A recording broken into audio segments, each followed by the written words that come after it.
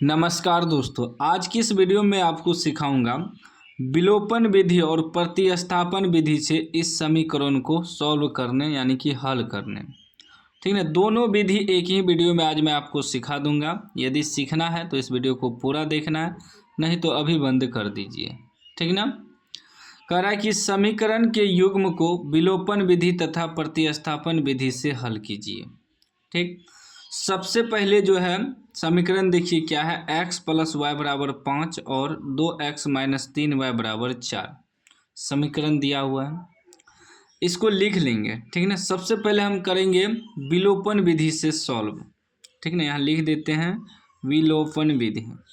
विलोपन विधि पहले हम विलोपन विधि से सॉल्व करते हैं। समीकरण क्या है, x प्लस वाई बराबर 5, इसको मान लेंगे समीकरण 1। समीकरण 1। ठीक, उसके बाद क्या है 2x माइनस 3y बराबर 4, इसको मान लेंगे समीकरण 2। समीकरण 2। अब ध्यान दीजिएगा। ठीक ना। देखिए विलोपन विधि में क्या होता है, ये जो दो समीकरण रहेगा इसमें आप चाहे x को कटा सकते हैं या y को कटा सकते हैं, मतलब किसी एक को कटाना होता है। ठीक ना। जैसे यदि आप x को कटाएंगे तो y का मान निकलेगा, यदि आप y को कटाएंगे तो x का मान निकलेगा। दोनों में से किसी एक को कटाना है, वो आप पे डिपेंड करता है आप पहले किसको कटाएंगे। यदि आप x को कटाते हैं तो दोनों बराबर होना चाहिए x वाला। जैसे यहाँ 2x है, यहाँ सिर्फ x है, तो ऊपर में भी 2x रहेगा और नीचे में भी 2x रहेगा, तब कटेगा। मतलब दोनों बराबर होना चाहिए और चिन्ह भी अलग होना चाहिए, प्लस माइनस का होना चाहिए। जैसे कि यहाँ भी प्लस है, यहाँ भी प्लस है, तो यहाँ हमको माइनस से गुना करना होगा, तब जाके माइनस होगा x वाला, तब जाके कटेगा। चिन्ह भी बदलना पड़ता है। ठीक ना। तो यहाँ देखिए, ठीक ना, अब मान लीजिए कि हमें x को कटाना है, तो यहाँ 2 कैसे लाएंगे, तब इस समीकरण 1 में 2 से गुना करना पड़ेगा और 2 से जो गुना करेंगे पूरा गुना होगा समीकरण 1। ठीक ना। जिसको हमें बराबर करना है उसमें जितना अंक से हमें गुना करना पड़े उसको करना ही पड़ेगा। ठीक ना। मान लीजिए हम y को कटाते हैं तो y ऊपर में प्लस y है, नीचे माइनस 3y है। अब देखिए यदि हम y को कटाएंगे तो हमें यहाँ माइनस 3y, यहाँ भी तो 3y लाना है, तब हम समीकरण 1 को 3 से गुना करेंगे, तब जाके 3y होगा, तब बराबर होगा। और इसमें देखिए प्लस माइनस पहले से है, आसानी से कट जाएगा। तो यह आप पे डिपेंड करता है कि आप कटाते किसको पहले हैं। ठीक ना। चलिए हम y को पहले कटाते हैं। ठीक, y को टारगेट लेके चलेंगे माइंड में कि हमें y को कटाना है। तो यदि y को हमें कटाना है तो यहाँ देखिए क्या है -3y, यहाँ सिर्फ क्या है y। तो हमें क्या करना होगा, लिखेंगे यहाँ समीकरण 1 प्लस समीकरण 1 में हमें 3 से गुना करना होगा, 3 से गुना करना होगा। यहाँ लिखेंगे समीकरण 1 गुना 3 प्लस माइनस पहले से है तो प्लस करेंगे, प्लस समीकरण 2। समीकरण 2 को तो कुछ नहीं करना है। ठीक ना। इसमें यहाँ लिख भी देंगे समीकरण 1 को 3 से गुना कर रहे हैं। क्यों? क्योंकि हमें 3y लाना है। यदि हम x को कटाते तो समीकरण 1 को 2 से गुना करते, क्योंकि यहाँ 2 पहले से है तो यहाँ 2 लाना होता, तो हम 2 से गुना करते हैं। और इसमें यदि हम 2 से गुना करते तो दोनों जगह प्लस था, तो यहाँ हमें माइनस करना पड़ता। समीकरण 1 में समीकरण 2 को माइनस, इसमें पहले से प्लस माइनस है तो सिर्फ प्लस कर दिए। ठीक ना। अब 3 से गुना किए तो पूरा समीकरण 3 से गुना होगा, 3 गुना x कितना हो जाएगा 3x प्लस 3 गुना y, 3y बराबर 5 तिया 15।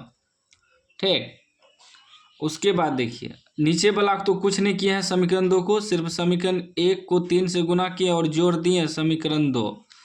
तो इसको सिर्फ उतार देंगे, 2x माइनस 3y बराबर 4, इसको उतार देना है। ठीक, अब देखिए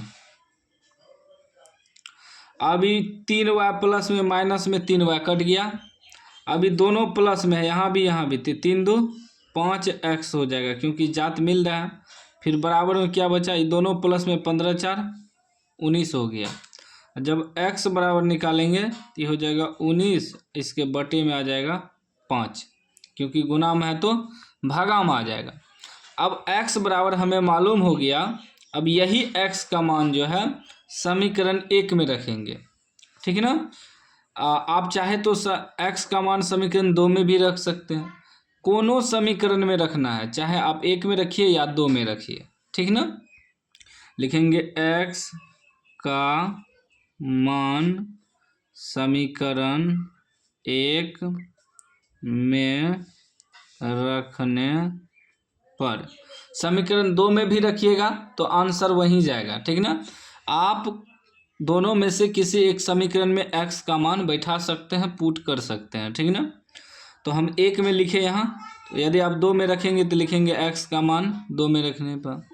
और इसी में यदि आप x को कटाते तब y का मान निकलता, y का मान जो भी निकलता यहाँ लिखते हैं y का मान समीकरण 1 में रखने पर, समीकरण 1 या 2 में रखने पर। तो हम y को कटाएं तो x का मान निकल गया, तो x का मान समीकरण 1 में रखेंगे। 1 क्या है, x प्लस वाई बराबर 5, x प्लस वाई बराबर 5। 3 से गुना वाला समीकरण में नहीं रखेंगे, 3 से तो हमें कटाने के लिए गुना करना पड़ा ना। मूल समीकरण जो है उसमें लिखेंगे x प्लस वाई बराबर 5।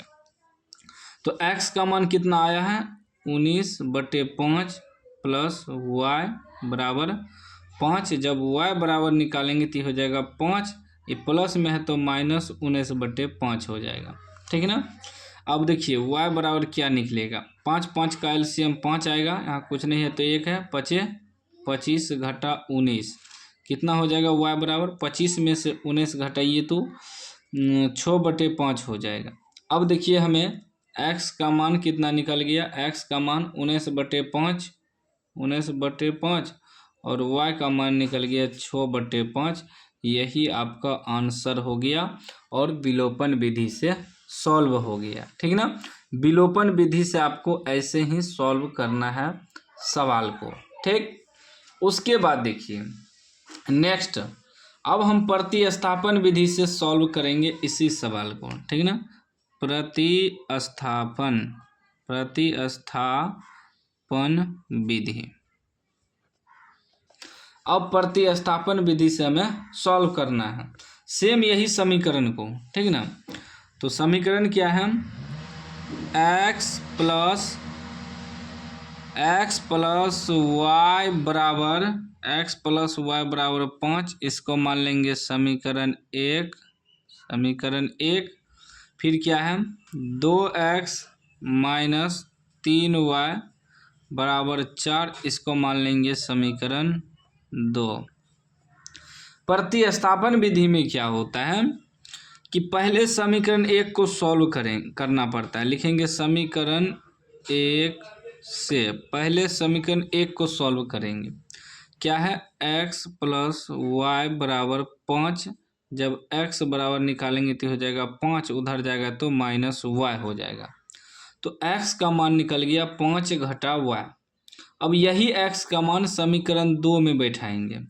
लिखेंगे x का मान समीकरण 2 में रखने पर, समीकरण 2 क्या है, 2x माइनस 3y बराबर 4, ठीक।